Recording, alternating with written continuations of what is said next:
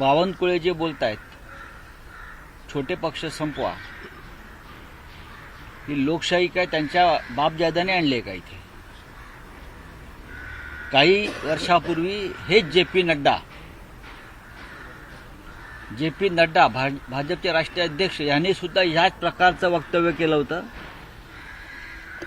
की या देशामध्ये फक्त एकच पक्ष राहील, तो म्हणजे भारतीय जनता पक्ष, म्हणजे हुकुमशाही, एकाधिकारशाही, आणि बाकी इतर पक्षांना आम्ही संपवून टाकू, प्रादेशिक पक्षांना संपवून टाकू. ही राष्ट्रीय अध्यक्ष जे पी नड्डा यांची भाषा होती. पण आज त्याच जे पी नड्डांना आणि त्यांच्या पक्षाला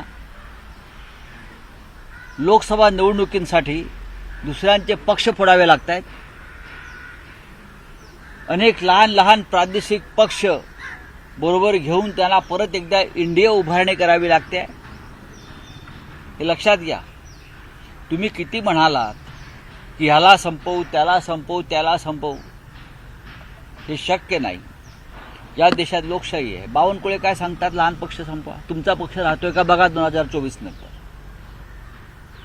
2024 नंतर मुळात तुमचा पक्ष भाजपा राहिला नसून पूर्ण काँग्रेसमय झालेला पक्ष आहे.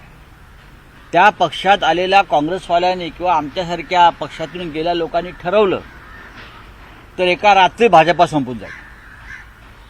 303 खासदारांपैकी फक्त 110 खासदार मूळ भाजपचे आहेत, बाकी सगळे काँग्रेस किंवा अन्य पक्षातून आलेले आहेत. या सगळ्या खासदारांनी किंवा आमदारांनी निर्णय घेतला भाजपा सोडायची तर हा देशच भाजपमुक्त होईल. हे बावनकुळ्यांना बहुतेक माहीत नसावं. आजही त्यांना त्यांचा पक्ष टिकवण्यासाठी शिवसेना, राष्ट्रवादी काँग्रेस ह्यांच्यामधल्या प्रमुख लोकांची गरज लागते. तुम्ही इतके वर्ष का उपटत बसला होता? तुमचा पक्ष म्हणता ना इतका मोठा, आम्ही ह्याला संपवू, त्याला संपवू. ही सगळी तुमची ताकद आहे ना, ही परावलंबी ताकद. लहान पक्ष संपवू म्हणजे ही जी तुमची भूमिका आहे, ही हुकुमशाहीला पुढे नेणारी भूमिका आहे. या देशातून लोकशाही संपवायची. या देशात हुकुमशाही विरुद्ध जे पक्ष उभे राहतील, लहान असतील मोठे असतील, लहान पक्षांना संपवायचं, मोठ्या पक्षांना फोडायचं.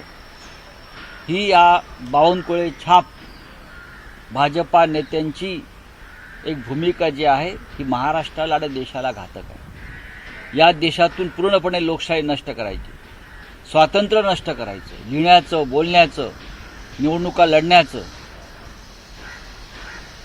बावनकुळे जे बोलतायत ते त्यांच्या राष्ट्रीय पक्षाची भूमिका आहे. ही अटल बिहारी वाजपेयी किंवा लालकृष्ण अडवाणी यांच्या भाजपची भूमिका नाही. ही मोदी शहांची विचारसरणी आहे. आणि या विचारसरणीविरुद्धच आम्ही सगळे एकत्र आलेलो आहोत.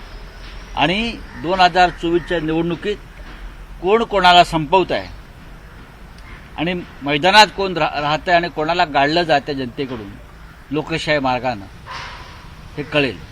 तेव्हा बावनकुळे यांनी हे सगळं पाहण्यासाठी अस्तित्वात असावं.